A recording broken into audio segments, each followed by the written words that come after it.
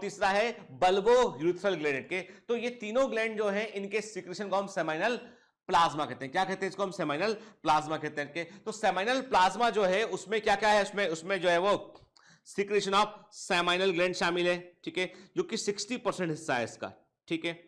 जबकि secretion of prostate जो है वो कितना है इसका, मैंने कहा आपसे 15 से लेकर 30% जो भी हमने देखा वो इसका हिस्सा है। Then the secretion of the bulbourethral gland यहां भी लिखा हुआ है। देखिए सेमाइनल प्लाज्मा में आप क्या देख रहे हैं, अब यहां पर जो है वो हम दो फिगर याद नहीं करते, तो एक ही फिगर दिमाग में रखते हैं। तो मैंने क्या कहा आपसे, सेमाइनल प्लाज्मा में तकरीबन जो है वो सेमाइनल वेसिकल जो है वो 60% से लेकर 70% के, मैक्सिमम 70% तक हो सकता है कि ये होता है सेमाइनल वेसिकल का भाग के।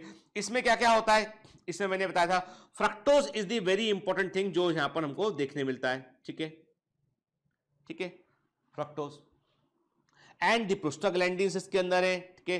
फिर टीजीएफ बीटा क्या है, tissue growth factor, tissue growth factor बोलते हैं टीजीएफ के, वो भी इसके अंदर होता है, ठीक है।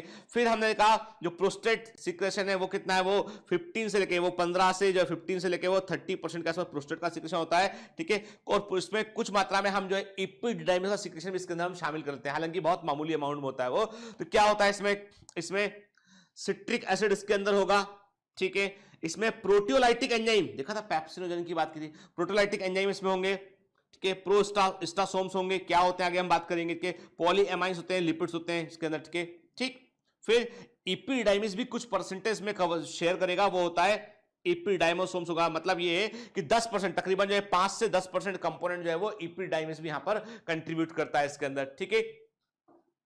फिर 1% सबसे कम किसका सिक्रेशन होता है, सबसे कम 1% के आसपास होता है ये बल्बो यूरेथ्रल ग्लैंड का सिक्रेशन, लगभग 1% के आसपास होता है। तो सेमाइनल प्लाज्मा में सबसे कम भाग किसका होता है, वो होता है बल्बो यूरेथ्रल ग्लैंड का होता है, और मैक्सिमम हिस्सा अब आप मैंने कहा आपसे कि 60%। अब और जो टेस्टिस से जो स्पर्म आते हैं वो कितने होते हैं, 2 से 5% के, मतलब जो पूरा सीमेन है कि उस सीमेन में यदि आप देखेंगे तो 95% तो जो है सेमाइनल प्लाज्मा है और 5% केवल जो है वो स्पर्म उसके अंदर प्रेजेंट है के। यानी स्पर्म, इसका मतलब वासेक्टॉमी करने के बाद, ध्यान से बसे, इसका मतलब वासेक्टॉमी करने के बाद केवल 5% स्पर्म कम होंगे, अदरवाइज सीमेन तो वैसा का वैसा रिलीज होगा।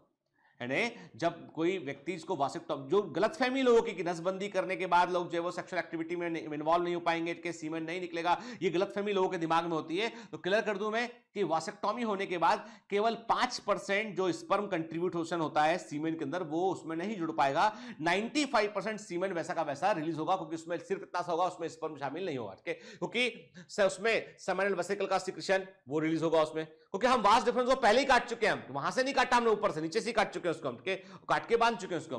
तो उसमें सेमाइनल वेसिकल का सिक्रेशन होगा, प्रोस्टेट का सिक्रेशन होगा, उसमें बल्बो यूरेथ्रल ग्लैंड का सिक्रेशन उसमें होगा, क्लियर।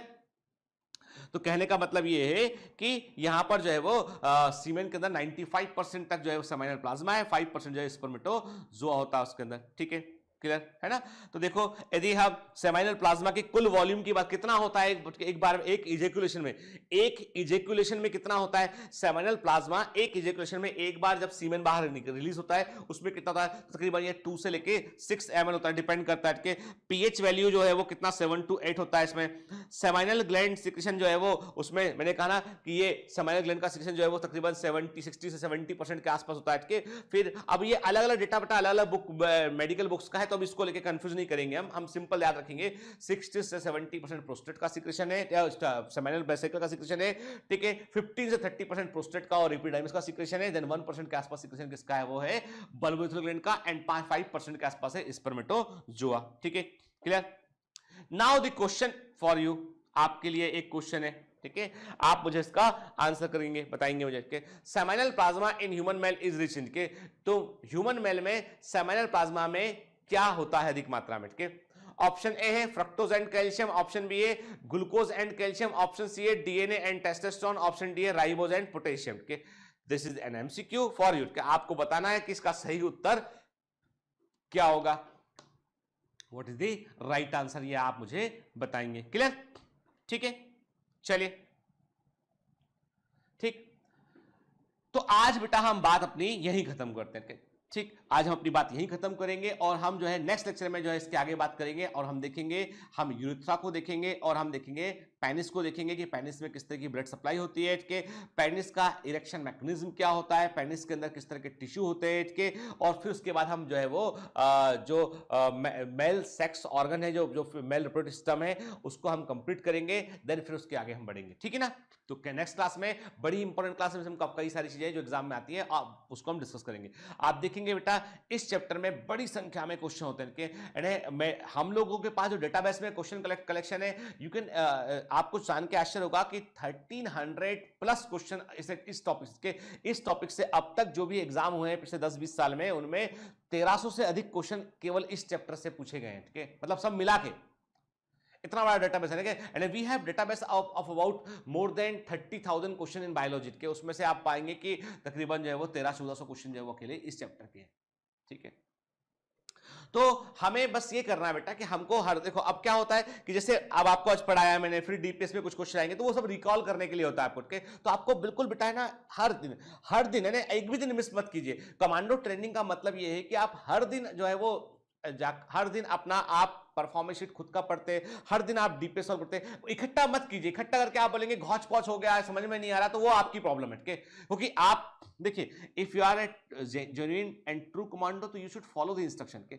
एक और चीज है कि कुछ देयर आर फ्यू स्टूडेंट, मैं पहले क्लियर कर दूं आपको बेटा, और आज इस लेक्चर के साथ मैं आपको बताना चाहूंगा कि whenever you are going to take subscription तो सोच ले एक बार उसके पहले, ठीक है। क्या है बेटा कि हमारे यहाँ पे जो है हमारा वेंचर जो है वो नो प्रॉफिट वेंचर के समान है। इसमें जैसे ही कोई बच्चा एनरोल होता है तो उसका एक अकाउंट बनता है, उसका सब कुछ है ना, उसका डेटाबेस में, सर्वर में, स्पेस, एवरीथिंग, क्योंकि उसको बहुत सारा, उसको रोज आना है ऐप पे, रोज आके आप देख सकते हैं कि जो ऐप है वो कोई बहुत सस्ती चीज है। App is a very expensive thing to manage के, यानी आपका वेबसाइट का सर्वर, ऐप का server, everything is very very expensive के। तो जैसे ही आप इनरोल करते हैं, सब्सक्रिप्शन लेते हैं, तो आपका एक हिस्सा जो है वो आप समझिए कि एक प्रकार से क्लाउड में एक हिस्सा आपका बुक हो गया, जिसमें आपका कंटेंट सेव होता है, आप जो देखते हो वो सब चीजें उसके अंदर होती हैं, तो आपको एक जगह मिलती है, वहां पे उसकी कॉस्ट होती है। वो जैसे आप सब्सक्रिप्शन लेते हो वो कॉस्ट को हमें अपनी डेवलपमेंट टीम को देना पड़ता है। डेवलपमेंट टीम आपका, जैसे आपका नाम उन्होंने